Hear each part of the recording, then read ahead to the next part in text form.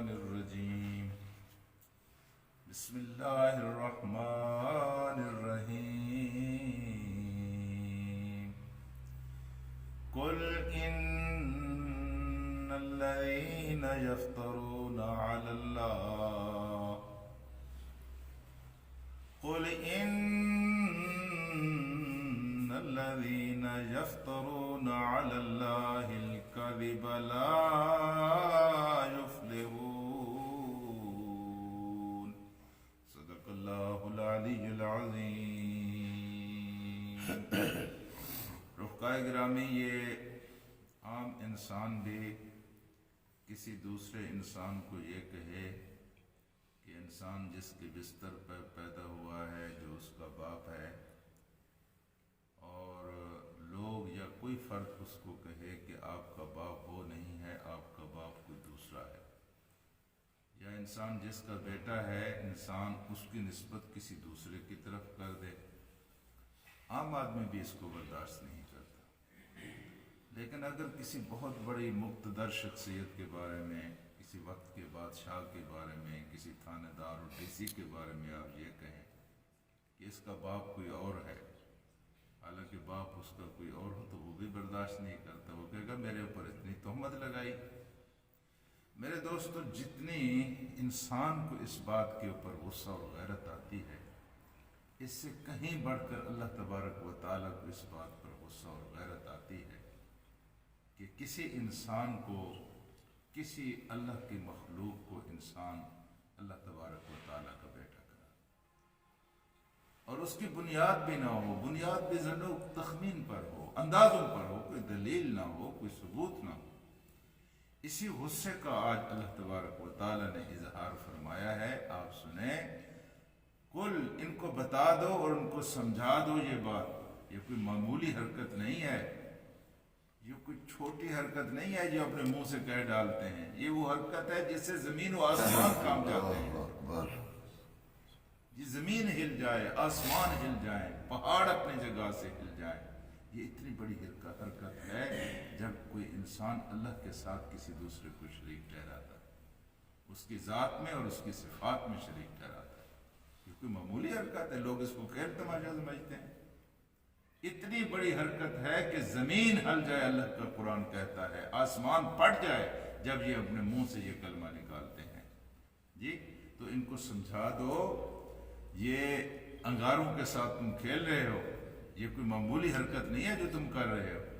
کسی وقت بھی خدا کا غضب حرکت میں آ گیا تو تمہارا کچھ نہیں بچے گا. کل ان کو سمجھا دو، ان کو بتا دو، ان الذین، بے شک وہ لوگ جو یفترون، افطرا باندھتے ہیں، تہمت لگاتے ہیں، اللہ، وہ بھی کس پر؟ اللہ پر. تمہاری زندگی اس کے ہاتھ میں، تمہاری موت اس کے ہاتھ میں، تمہاری عزت، تمہاری ذلت، ایک ایک سانس اسی کے ہاتھ میں ہے. جی اس کی شان میں یہ گستاخی کرتے ہیں. جب اس طرح کے ایمان سے جب آپ گستاخی کرتے ہیں تو اللہ کے فرشتے کانوں کو ہاتھ لگا لگا کر کہتے ہیں کہ اللہ معاف کرنا، ان نادانوں کو پتہ نہیں ہے یہ کیا کہہ رہے ہیں. اور فرشتوں کے ان معافی اور استغفار کی وجہ سے خدا کا عذاب حرکت میں نہیں آتا، انسان بچ جاتا، چونکہ مسلسل رحم کرنے والا ہے.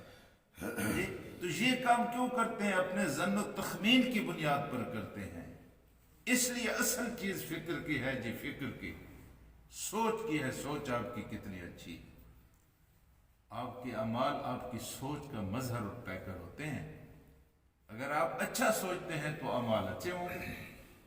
اگر آپ برا سوچتے ہیں تو اعمال اچھے نہیں ہو سکتے، ہو ہی نہیں سکتے. اگر انسان کی سوچ بری ہو تو انسان کے عمل کس طرح اچھے ہو سکتے ہیں؟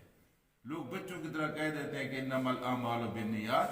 یہ کوئی چھوٹی بات ہے؟ انتہائی اہم بات ہے کہ ہر کام کی جو بنیاد ہے اس کا دار و مدار کس پر ہے؟ اسی سوچ پر ہے. ہاں جی. تو اللہ تبارک و تعالیٰ نے تو بار بار کہا ہے کہ وہ لوگ جو زمین و آسمان کی تخلیق میں، رات اور دن کے الٹ پھیر میں سوچ کرتا ہے، لعلکم یتفکرون. یہ اللہ تعالیٰ نے نشانیاں اس لیے بنائی ہے تاکہ یہ سوچ کریں، یہ فکر کریں. कोई अच्छी से अच्छी नेकी और इबादत जो आप कर गुजरते हैं लेकिन उसकी पुश्त के ऊपर फिक्र नहीं होती, सोच नहीं होती, वो आदत होती है, वो इबादत नहीं होती। आदत और इबादत का बड़ा फर्क। नमाज हम पढ़ते हैं, आदतन पढ़ते हैं ना, उस नमाज में जो आदतन पढ़ी जाती है और उस नमाज में जो इबादतन पढ़ी जाती है, जमीन आसमान का फर्क है। इबादत ये है कि आप जब भी काम करें ये इरादा करें, सोचें ये कि मैं ये काम अल्लाह के लिए कर रहा हूं। इसलिए फरमाया ये तमाम हमारे हनफी फुक़हा जो हैं इनके नज़दीक तो वज़ू हो जाता है अगर इंसान बिस्मिल्लाह ना पढ़े, सवाब नहीं मिलता। लेकिन इमाम अहमद बिन हम्बल रहमतुल्लाह अलैह ने तो फरमाया है कि अगर आप बिस्मिल्लाह नहीं पढ़ते आपका वज़ू ही नहीं होता। बार बार अल्लाह तबारक व तआला ने क्यों ये कहा है कि शाह वली अल्लाह ने एक जगह लिखा है कि जब इंसान बार बार ये सोचे कि मैं ये काम अल्लाह के लिए कर रहा हूँ, ये काम अल्लाह के लिए कर रहा हूँ, ये काम अल्लाह के लिए कर रहा हूँ, ये काम अल्लाह के लिए कर रहा हूँ, तो उसके दिल में अल्लाह का खौफ उतर जाता है, उसकी आदत सानिया बन जाती है। फिर जब कभी कोई मुसीबत आती है उसकी ज़बान पर अल्लाह का नाम आता है तो अल्लाह कहता है इसने मुसीबत के अलावा भी तो मुझे पुकारा था ना, अब ये मुझे पुकार रहा है। फिर उसकी पुकार का वो क्या करता है, उसको जवाब देता है, लब्बैक कहता है। मुसलसल ये 5 मरतबा इंसान ये इमामत करता है। अगर इमामत करते हुए इमाम नियत ना करे मुक्तदियों की कि मैं उनका इमाम हूं, तो उसकी इमामत का सवाब उसको नहीं मिलेगा। इमामत का सवाब उस वक्त मिलेगा जब वो नियत करेगा कि मैं इमामत कर रहा हूं। एक इंसान तालाब में छलांग लगा देता है, कुल्ली भी करता है, उसका वजू हो जाएगा, लेकिन सवाब उस वक्त मिलेगा जब वजू की वो नियत करे। ये नियत इतनी आम चीज है, इंसान की आदत बन जाए, उसकी फितरत सानिया बन जाए। अकबर बादशाह का नौरतन था मुल्ला मुबारक, बड़ी कोई बला की शख्सियत, इतना इल्म उसके पास था कि जब अकबर बादशाह उसको मिला तो हैरान रह गया, यार ये कहाँ का आदमी है, इतना इल्म है इसके पास। किसी जबान में कोई उससे बात करता तो उसी जबान में उसको जवाब देता था। बादशाह को हैरान कर दिया और बादशाह ने कहा कि यार इसका खोज लगाओ, ये आया कहां से। उस वक्त तो CIA तो नहीं थी, तो वहां एक वजीर ने कहा जो उसका दोस्त भी था, जी मैं आपको कल बताऊंगा कि ये कहां से आया है। तो वो सीधा चला गया मुल्ला मुबारक के घर। मुल्ला मुबारक घर में मौजूद नहीं थे। उसने जाकर कुंडी खटखटाई तो उन्होंने कहा मुल्ला तो नहीं। उन्होंने कहा मैं उनका दोस्त हूँ। दरवाजा खोला, बैठ गया, इंतजार करने लगा। और जब इंतजार करते करते मुल्ला मुबारक आया और उसने कुंडी खोली तो यकायक उसके सामने आकर पूरी फेफड़ों की कुव्वत के साथ चीखा। तो फौरन मुल्ला मुबारक ने फारसी जबान या अपनी तुर्की जबान में कहा कि तू कौन है। हाँ जी, तुर्की जबान में कहा कि तू। इसने कहा मैं तुम्हारा दोस्त हूँ, लेकिन मैं जिस मकसद के लिए आया था मेरा वो मकसद पूरा हो गया। वो क्या मकसद था? उसको पता चल गया था कि दरअसल ये तुर्की उल असल है, क्योंकि खौफ की हालत में इंसान गैर शौरी तौर पर वही जबान बोलता है जो उसकी माँ की जबान होती है, जो उसकी मादरी जबान होती है। जी, तो ये खौफ के आलम में इतनी बार आप अल्लाह अल्लाह कहें कि जब भी खौफ आए आपकी, और सबसे बड़ा खौफ किस वक्त आएगा? मौत के वक्त आएगा। ये नहीं हो सकता कि सारी जिंदगी तो आप अल्लाह को भूले रहे हैं और मौत के वक्त आपको अल्लाह याद आए। जी, हशर के वक्त सबसे ज्यादा खौफ होगा। जिसने सारी जिंदगी अल्लाह अकबर कहा है, इसलिए ये कहा गया कि हर सरगर्मी के ऊपर आप अल्लाह का नाम लें। ये बिस्मिल्लाह मोहम्मद रसूलुल्लाह की तहजीब है। हर काम के ऊपर अल्लाह का नाम लें, आपकी आदत बन जाए, आपकी फितरत सानिया बन जाए। यानी जब भी आप शौरी तौर पर गैर शौरी तौर पर ये काम मैं किस लिए अल्लाह के लिए कर रहा हूँ, तो जब आपकी ये आदत बनेगी तो जब आप गुनाह करने लगेंगे फिर क्या कहेंगे? मैं अल्लाह के लिए कर रहा हूँ। वो आदत आपको रोकेगी कि ये काम आप अल्लाह के लिए नहीं कर रहे, ये काम अल्लाह के लिए हो ही नहीं सकता। उसको ये ज़ेबा ही नहीं है जी, उसको ये जचता ही नहीं है कि इंसान बने और अल्लाह की नाफरमानी करे। तो मेरे दोस्तों और साथियों, कि کہ اصل میں سوچ ہے، اصل میں فکر ہے، یہ انسان کا اصل جوہر ہے، یہ انسان کی اصل اصلیت ہے کہ انسان سوچتا کیا ہے۔ جس کی سوچ اچھی ہوگی اس کے اعمال اچھے ہوں گے، اور جس کے اعمال اچھے ہوں گے اس کا انجام اچھا ہوگا۔ یہ نہیں ہو سکتا کہ اعمال برے ہوں اور انجام اچھا ہو، یہ نہیں ہو سکتا۔